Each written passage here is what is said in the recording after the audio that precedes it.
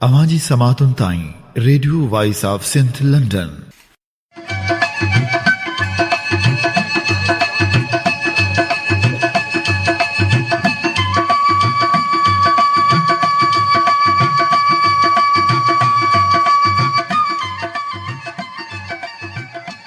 Radio voice of Sindh London जे बेशुमार सामीन ऐं मेज़बान जनाब इमदाद अली ओडे जे ख़िदमत में वीना श्रृंगी ऐं शालिनी जा सलाम अर्ज़ आहिनि। अवां सभिनीनि खे सावण जे महीने में ईंदड़ सभिनी ॾिणनि वारनि जूं वाधायूं हुजनि। ॾिण वार असांजे सक़ाफ़ती विरसो आहिनि। मेल मेलाप भाईचारे जो पैगाम ॾियनि था। सावण जे मुंद में चइनिनि तरफ़ हरियाली ऐं गुलज़ारी नज़र ईंदी। थर वसनि पर वसनि मारोड़नि जा मुंहं महकनि। अहिड़ी धणीअ दर असीं दुआ घुरूं था। सारंग सार लहिज अल्हा लॻो ञंजी, सारंग सार लहिज अल्हा लॻो ञंजी, पाणी पोज पटनि में अर्ज़ा अन करीज, वतन वसाइज त संघारनि सुख थिए। आमीन। अॼु पिण उतर पार ॾे ताड़े कई तंवार, अॼु पिण उतर पार ॾे ताड़े कई तंवार, हारियुनि हर संभाया सराहा थिया संघार, अॼु पिण मुंहिंजे यार वसण जा वेस कया।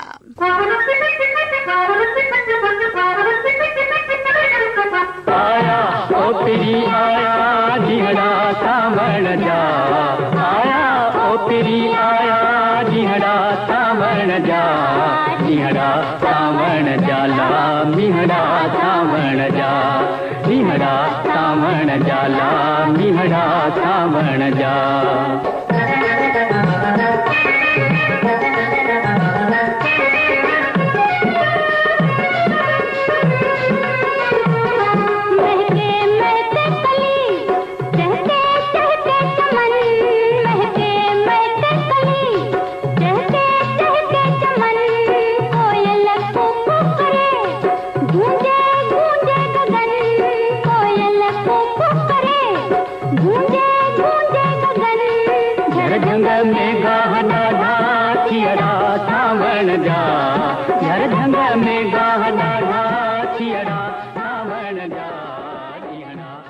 सामईन, अॼु जे हिन प्रोग्राम तहत अव्हां सां सावण जे मुंद में ईंदड़ ॾिणनि वारनि जो असीं ज़िक्र कंदासीं।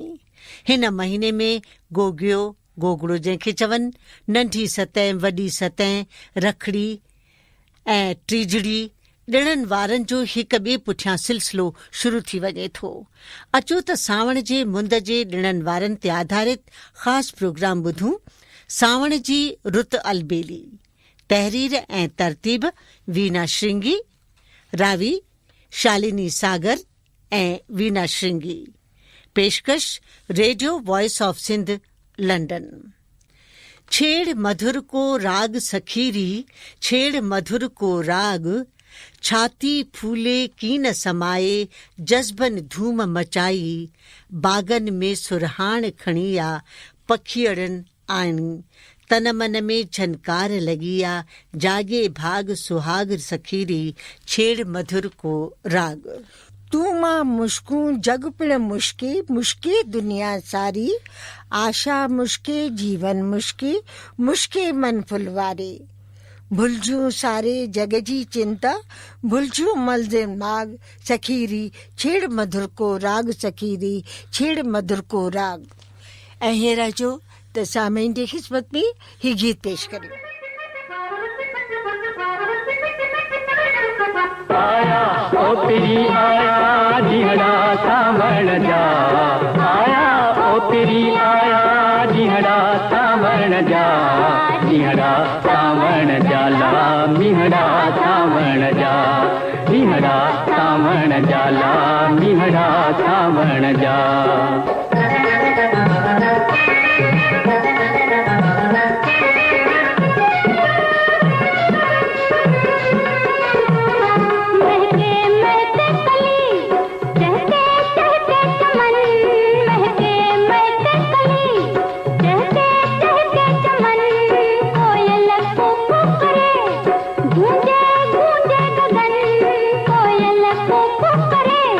गूंजे गूंजे गगन झर झंग में गाह ॾाढा थियरा सावण जा, झर झंग में गाह ॾाढा थियरा सावण जा, ॾींहड़ा सावण जा ला मीहड़ा सावण जा, ॾींहड़ा सावण जा ला मीहड़ा सावण जा।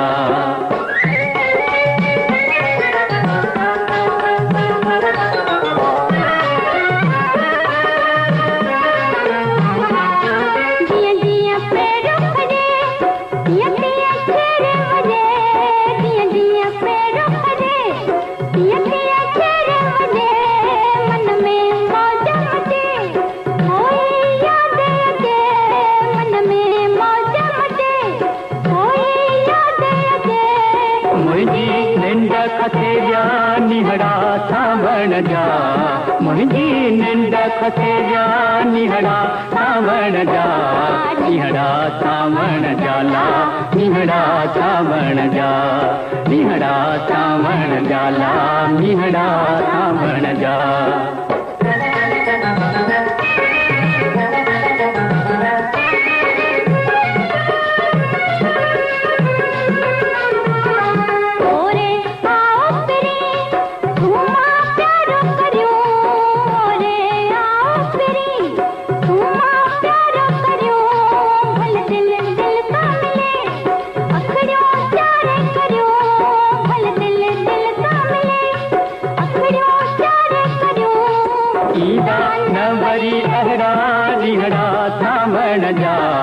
ईंदा न वरी अहिड़ा ॾींहड़ा सावण जा, ॾींहड़ा सावण जा ला मीहड़ा सावण जा, ॾींहड़ा सावण जा ला मीहड़ा सावण जा।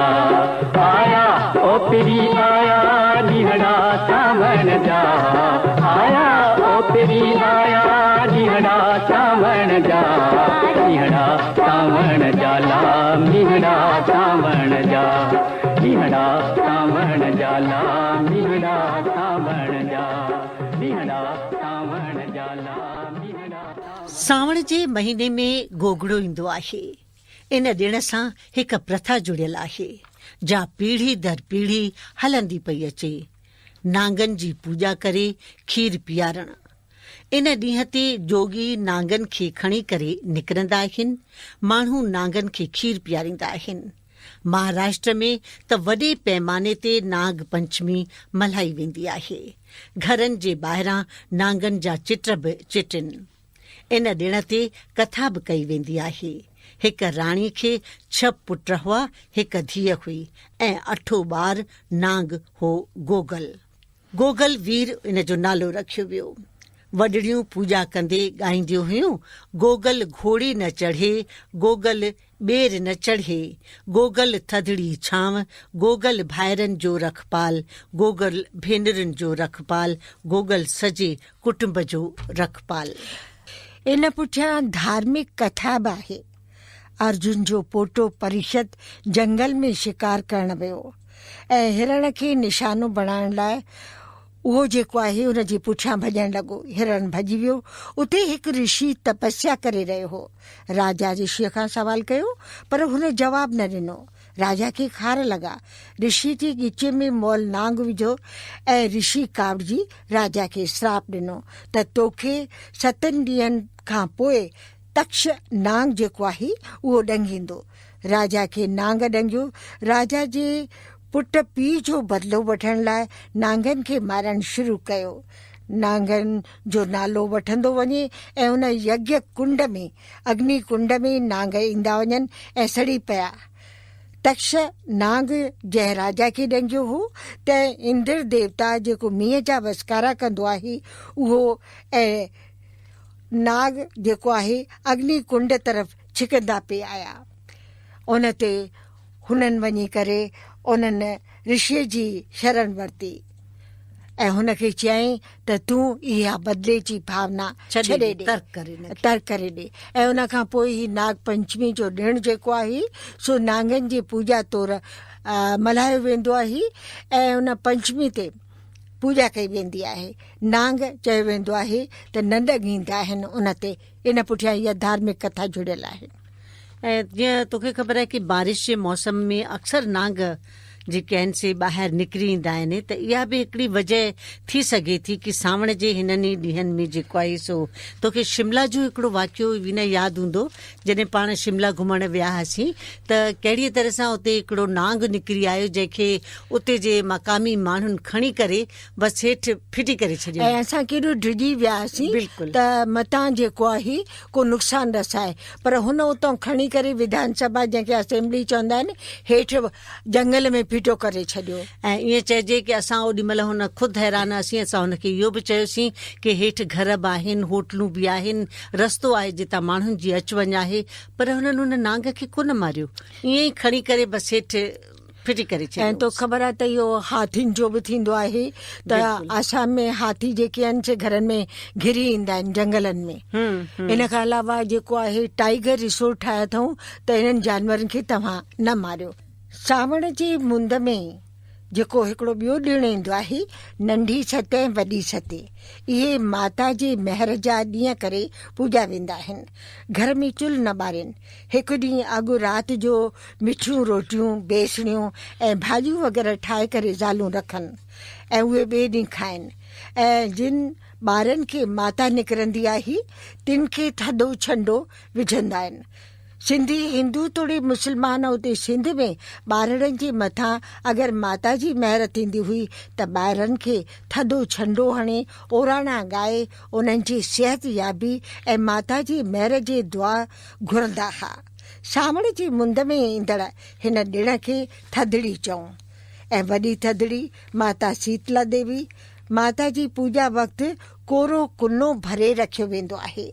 प्रभात जो दरिया शाता 7 टुबियूं ॾियारे इहो मंडल यानी कोरो कुनो पाणी सां भरे रखनि ऐं माता शीतला खे 2 रंगनि जो धाॻो पहिराइनि रंगे करे। इहो कोरो कुनो यानी मंडल खीर ऐं पाणी सां भरियल हूंदो आहे।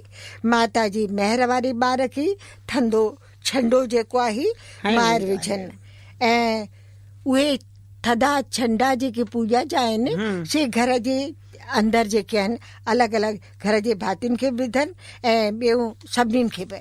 ॿियो 7 जेके अखड़ियूं टिकड़ियूं जेके हूंदियूं आहिनि पूॼा जूं उहे बि अखियुनि ते रखी करे उन्हनि जी पूॼा खे अटे खां ठाहे वेंदो आहे, जीअं अटो ॻोहे करे उन जूं टिकड़ियूं नंढियूं नंढियूं ऐं उन्हनि खे रंग ॾिनो वेंदो आहे। इन खां अलावा माता जी महर जो गहणो चवंदा आहिनि त कपाह जे हुन टुकड़नि खे जेको आहे रंग ॾेई करे उहो कननि में जेके आहिनि पूॼा कंदड़ औरतूं पाईंदियूं आहिनि जंहिंखे कोकला चवंदा आहिनि। त इन तरीक़े सां इहे सावण जा ॾिण भिगल चणा जेके थींदा आहिनि पूॼा में रखिया वेंदा आहिनि उन्हनि खे चॿाड़ींदा न आहिनि पर गिही वञिणो पवंदो आहे। बिल्कुलु बिल्कुलु जेको आहे त असां जेको आहे माता जे महर जे ॾींहंनि जी पे ॻाल्हि कईसीं त हिन सिलसिले खे छो न आज़ाद सूफ़ी जे आवाज़ में माता जे ओराणे सां अॻिते वधायूं। बिल्कुलु तमामु सुठो ख़्यालु आहे ऐं हीउ बेहद ई मक़बूल ओराणो आहे, तमामु सुहिणे अंदाज़ में आज़ाद सूफ़ी ऐं सुहिणे आवाज़ में ॻातो आहे। त पंहिंजे सामाईन खे ॿुधायूं था माता जो ही ओराणो।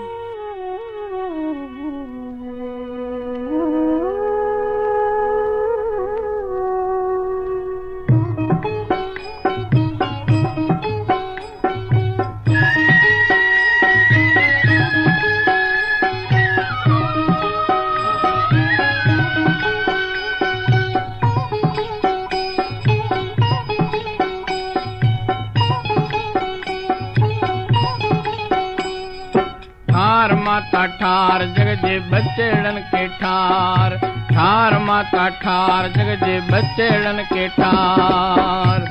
अमा अगे बेठारो तई हाणे बेठार, हे जग तुंहिंजो नंढड़ो ॿार। ओ देवी तो शरण तो शान, हे लंग लंगे बचा पवंद में पार। ठार माता ठार जग जे बचड़न के ठार, ठार माता ठार जग जे बचड़न के ठार।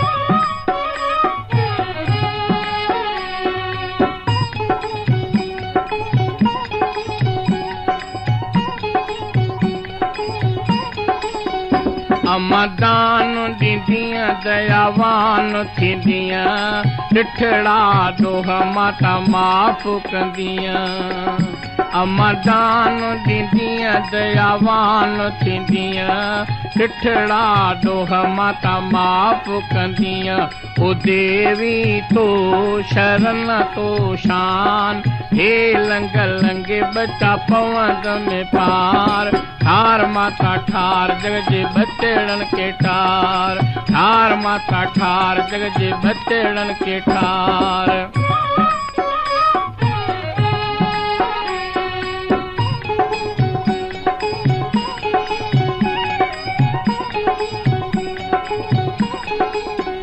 अम्मा हेठ बीमारी मथे बीमारी विच माड़ीअ में छिको अम्मा हेठ बीमारी मथे बीमारी विच माड़ीअ में छिको अम्मा जी जल जो आई उरण जो आई दिनई ते सुंदर जो टिको दी देवी तो शरण तो शान हे लंग लंगे बचा पवंद में पार ठार माता ठार जग जे बचड़न के ठार माता ठार जग जे बचड़न के ठार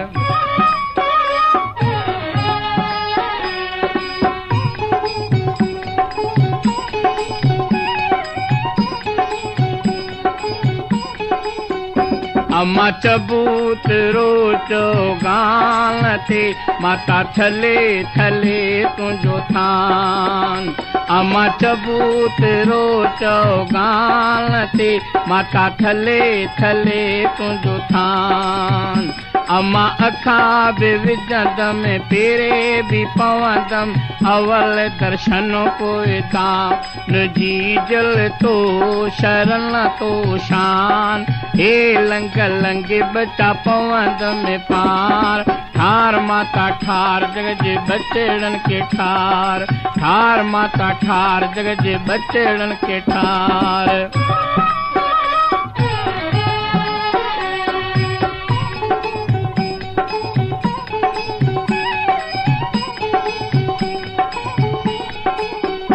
अम्मा शिकारपुर जूं छोकिरियूं अम्मा माई माई कने अम्मा शिकारपुर जूं छोकिरियूं अम्मा माई माई कने अम्मा हथन में खीर कटोरड़ा माता ॾेखारे तोखे पाण पीअन ओ जी जल तो शरण तो शान हे लंग लंगे बचा पवंद में पार ठार माता ठार जग जे बचड़न के ठार माता ठार जग जे बचड़न के ठार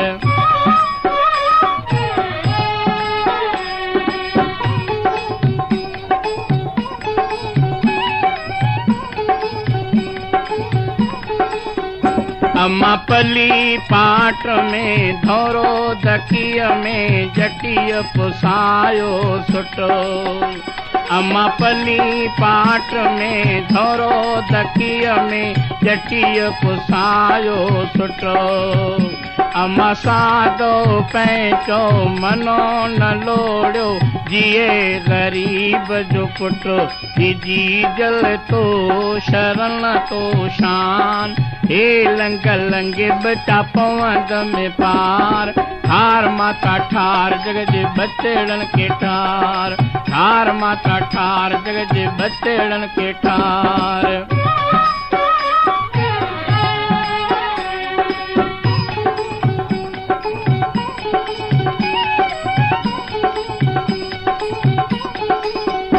अम्मा सेहड़ जी दाड़ी सोडल जूं मुछां मां वेठी देवीअ खां वाटूं पुछां अम्मा सेहड़ जी दाड़ी सोडल जूं मुछां मां वेठी देवी खां वाटूं पुछां ओ देवी तो शरण तो शान हे लंग लंगे बचा पवंद में पार ठार माता ठार जग जे बचड़न के ठार ठार माता ठार जग जे बचड़न के ठार। सामण जे मुंद में रखड़ीअ जो ॾिणु अचे। हिन ॾिण खे भाउ ऐं भेण जे प्यार जे रिश्ते तौरु मल्हायो वेंदो आहे। भेनर भाइरनि जी वॾी उमिरि ऐं उन्हनि जी सुठी सिहत ऐं तरक़ी जी कामयाबी जे ज़िंदगी जे लाइ दुआऊं घुरंदियूं आहिनि। तिलक हणी भाइरनि खे मथे ते या पुठीअ ते हथ रखी करे आशीर्वाद कंदियूं आहिनि। भाइर पंहिंजी भेनरुनि जी मान सम्मान जी रक्षा करण जी जान सां संभाल करण जो अहद कनि था ऐं भेनरुनि खे ख़र्ची बि ॾियनि था। त हिन मौक़े ते भाइर भेनरुनि खे भेनरूं मिठाई वठी ईंदियूं आहिनि, उन्हनि खे तिलक ॾींदियूं आहिनि, पूॼा करे जेको आहे भाइरनि जे जेको आहे कामयाबी जे लाइ दुआऊं घुरंदियूं आहिनि। वीना सावण जे महीने जी तो ॻाल्हि कई ऐं रखड़ीअ जे ॾिण जो बि तो ज़िक्र कयो त रखड़ी जे ॾींहं जी वॾी अहमियत आहे। रखड़ी भाउ भेण जे पवित्र बंधननि जो ॾिणु आहे।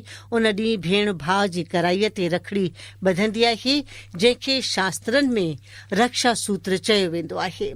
भारत में अहिड़ियूं अनेक सचियूं घटनाऊं आहिनि जॾहिं भेण पंहिंजे भाउ जे लाइ सभु कुझु निछावर करे छॾियो ऐं भाउ भेण खे ॾिनल वचन जी रक्षा जे लाइ देश मज़हब जात पात इन जी परवाह कान कई आहे। कुझु अहिड़ी हिकु जेका सा किसो मां ॿुधाइणु चाहींदसि हिते पंहिंजे ॿुधंदड़नि खे। राजपूत राणी कर्णावती ऐं मुस्लिम राजा हुमायूं जो छो जो राणी जी उन ते हमिलो कयो हो। बिल्कुल, राणी कर्णावती चित्तौड़गढ़ जी राजा राणा संगा जी राणी हुई ऐं चित्तौड़गढ़ जेको आहे सो मेवाड़ जी राजधानी हुयो। राणा संगा जे मथां जॾहिं हिकु ॿिए बादशाह जेको आहे सो हमिलो कयो ऐं लड़ाई छिड़ी पई त उन दौरान हू ज़ख़्मी थी पियो हो, पर कुझु वक़्त खां पोइ हुन जी राणी जेको आहे सो कर्णावती जेको आहे सो पंहिंजे इन भाउ खे हुमायूं खे जेको आहे सो रखड़ी मोकिली ऐं हुनखे इहो चयईं त तूं अची करे असांजी मदद कर। ऐं उन रखड़ीअ जो एहतराम कंदे उन राजा हुमायूं जेको हिकु ख़ुदि मुस्लिम हुयो, पर उन इन ॻाल्हि खे मञींदे कि हा रखड़ीअ जी अहमियत केतिरी आहे, अची करे हुन जी राजपूत राणीअ जी जेका आहे सा रक्षा कई हुई। त मूंखे इन रखड़ी जे ॾिण ते मुंहिंजे अमर जेका आहे सा चवंदी हमेशह भाइरनि खे आसीस कयो ऐं उन्हनि जे लाइ जेको आहे दुआऊं घुरो। ऐं घड़ी घड़ी चवंदा त मां चवंदी सां भाइरनि जे लाइ त चओ था, पर भेनरुनि जे लाइ बि त भाइर कुझु कर। तॾहिं मूंखे ही थॉट आयो ऐं रखड़ी जे ॾिण जे सिलसिले में मां ही जेका आहे सा कविता लिखी। अॼु ॾिण रखड़ीअ जो आयो, अॼु ॾिण रखड़ीअ जो आयो, भेण भाउ जे अटूट रिश्ते खे रेशम जे धागे सां मज़बूत करण जो ॾिणु आयो। अॼु वरी अमड़ जा कौल हमेशह जीअं यादि आया। माउ कने धीअ सियाणी रधे कुने विझे पाणी, माउ कने धीअ सियाणी रधे कुने विझे पाणी। असीं झूने दौर जा कुइनी चादर ओढ़ियल, तव्हीं अकुल जा आहियो अकाबर। सावण जे बूंदुनि जे वसकारनि सां अचे साल में जॾहिं रखड़ीअ जो ॾिणु, तॾहिं चवनि रख जो ख़्याल मथां ॾी को भाइरनि खे ॾुख ॾोरापो। ॿधी रेशम जो धागो कज मज़बूत भाउ ऐं भेण जी प्यार जो नातो। हथनि जूं लीकूं के मिठड़ियूं आहिनि छा? आहे ही खून जो रिश्तो, न आहे को सस्तो सौदो। मुंहुं गुंजाइण मां भला आहे को फ़ाइदो, ॾुख ॾोरापे मां छा वरंदो। आणे चेहरे ते मिठी मुर्क कर दिलि सां भाइरनि खे आसीस। ऐं मां करियां सवाल, ऐं भाइर विच में कटींदे चवनि मर माइरिन भाइड़ा सिसीअ ॾेई लत। अञा बुर्क ॿोलिया अखि जो इशारो कंदी चपनि ते चुनो लॻाइण जी कनि हिदायत। पाड़ी मुंहिंजी अमड़ सोनारे जा 100 धक, लोहार जो 1 धक। मां बि अमड़ जे रवायती पहाके खे पलटींदे चवां, धीअ कने माउ सियाणी, मां अयाणी मां अयाणी, अमड़ तूं आहीं ॾाढी सियाणी, अमड़ तूं आहीं ॾाढी सियाणी। त इहे जेके जज़्बात हा रदे अमल तौर रखड़ी जे सिलसिले में माउ सां जेके मूं वंडिया से मां पेश कया। ऐं तो ख़बर आहे त सावण जी हिन मुंद में कांवरिया ईंदा आहिनि, बिल्कुलु, ऐं उहे कुल्हे ते जेको आहे गेड़ू रता कपिड़ा पाए पहिरें पंधु जेका मिनत उन्हनि जी हूंदी आहे उहा उन्हनि जी पूरी थींदी आहे। ऐं उहे पहिरें पंधु हरिद्वार वेंदा आहिनि, उतां पाणी खणी करे गंगा जल खणी करे वापसि। इहा प्रथा आहे की वापसि अची शिव मंदर जिते जिते आहिनि, पंहिंजे पंहिंजे ॻोठ शहर या सूबे में जेके अहिड़ा आस्थान आहिनि उते वञी करे हू शिव ते उहो जल चाढ़ींदा आहिनि। इन जूं केतिरियूं ई परंपराऊं आहिनि। त हिकु त जंहिंजी मुराद पूरी थिए थी उहे पंहिंजो जेको आहे सो इहो चवंदा आहिनि की असीं वेंदासीं ऐं गंगा जल वठी अची जेको आहे सो वेंदासीं। ऐं ॿिया जेके श्रद्धालु आहिनि उहे विर्त बि सूमर ते रखंदा आहिनि। ऐं तो ख़बर आहे चौमासी में शिव जा विर्त जेके हूंदा आहिनि से तमामु अहमियत वारा हूंदा आहिनि। भोलो भंडारी मन जूं मुरादूं पूरियूं करण वारो आहे त ज़ालूं चाहे मर्द उहे शिव जा जेके आहिनि चौमासे जा विर्त रखंदा आहिनि। ऐं ही कांवरिया पहिरें पंधु किन जे पेरनि में लिफूं पइजी वेंदियूं आहिनि, एतिरा किलोमीटर सांधे हलंदा वेंदा आहिनि, राति ॾींहं पंधु कंदा आहिनि। विच विच ते अॼुकल्ह जेको आहे सो सेवादारी माण्हू उन्हनि खे पाणी पीआरण लाइ या किथे जेके आहिनि टेंट लॻाए वेठा हूंदा आहिनि जिते उहे कुझु खाधे पीते जे हुननि जो इंतज़ाम जेको आहे सो कयल हूंदो आहे। कांवरिया जी ॻाल्हि कई त सावण जे मुंद में जेको ॿियो अहम ॾिणु ईंदो आहे न उहो आहे टीजड़ी जो विर्त। ऐं तो ख़बर आहे त टीजड़ी जेका आहे सा पूजींदा बि आहिनि ऐं पोखींदा बि आहिनि टीजड़ी जेका आहे। ऐं ॾाढो बेहद ई उत्साह सां इहो ॾिणु मल्हायो वेंदो आहे। टीजड़ी जो विर्त ज़ालूं जेके आहिनि पंहिंजे सुहाग जे वॾी आविर्जा लाइ यानी उन्हनि जे ख़ुशहाली जे लाइ प्रार्थना कंदियूं आहिनि त सुठी सिहत माणनि ऐं कामयाबी हासिल कनि। उन ॾींहुं हथनि खे मेहंदी हणी नवां लिबास पहिरे ख़ुशी जे रंग में रंगजी वेंदियूं आहिनि। असुर जो उथी करे असुर कंदियूं आहिनि ऐं राति जो वरी चंड खे अर्घु ॾेई करे पंहिंजे मनोकामना पूरी करण लाइ ईश्वर दर प्रार्थना कंदियूं आहिनि त हे ईश्वर तूं मुंहिंजे सुहाग खे रक्षा कंदे, उनजी रक्षा कंदे ऐं पंहिंजे घर जे सुख शांति जे लाइ बि दुआऊं घुरंदियूं आहिनि। चऊं की चंड खे अर्घु ॾेई तंहिंखां पोइ जेको आहे सो विर्त छोड़ींदियूं आहिनि। त इहो असां हिननि खे ॿुधंदड़नि खे हिकिड़ो छो न इन मौक़े ऐं महल सां ठहकंदड़ हिकिड़ो गीत ॿुधायूं। ऐं उनखां जेको आहे पहिरीं पंहिंजे सामीन खां इजाज़त बि वठंदासीं। सावण जे मुंद में अॼु जो ही प्रोग्राम जेको आहे उन जे ॾिणनि वारनि ते पेश कयोसीं त असीं गीत सां गॾु ऐं इजाज़त वठंदे त सावण जी रुत अलबेली जी ख़ासि प्रोग्राम सामईन अभी ॿुधी रहिया हुआ। तहरीर ऐं तरतीब वीना श्रृंगी, रावी शालिनी सागर ऐं वीना श्रृंगी, पेशकश radio voice of Sindh London.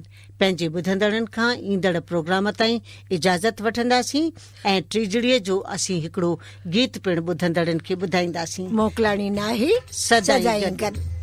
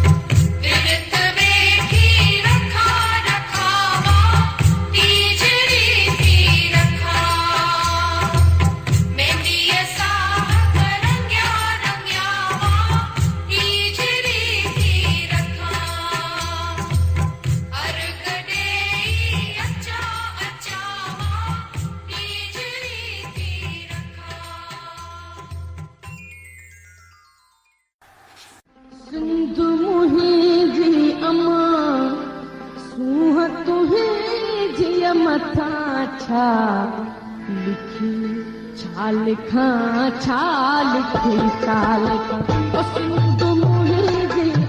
दुनिया जा सिंधियो हिक मुठ थी सिंध बचायो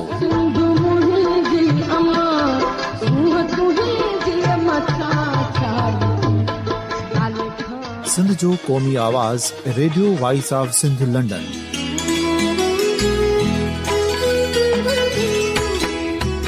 radio voice of Sindh London पंहिंजी नशरियात में सिंध जी सियासत, समाज, इक़्तिसादियात, तारीख़, क़ौमी उमंगुनि ऐं अख़लाक़ियात मुतलिक़ सिंध जी हक़ीक़ी तर्जुमानी कंदे प्रोग्रामनि खे असराइतो बणाइण लाइ सिंध जे घण घुरनि ऐं धरतीअ सां प्यार कंदड़ अदीबनि, दानिशवरनि, सहाफ़ियुनि, उस्तादनि, वकीलनि ऐं हर तबिके जे मानवारनि सजणनि खे सिंध में शऊरी इनकलाब लाइ सहकार जो सॾु ॾियूं था। अचो त गॾिजी सूफ़ियुनि ऐं संतनि वारी सिंध जो ओज हिक मुठ थी वरी वापसि आणण वारे सफ़र जा साथारी बणिजऊं।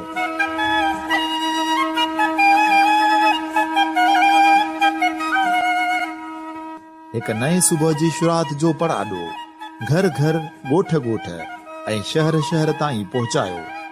शाल सिंध आबाद ऐं ख़ुशहाल थिए, सिंधी माण्हू सुखियो ऐं सताबो थिए।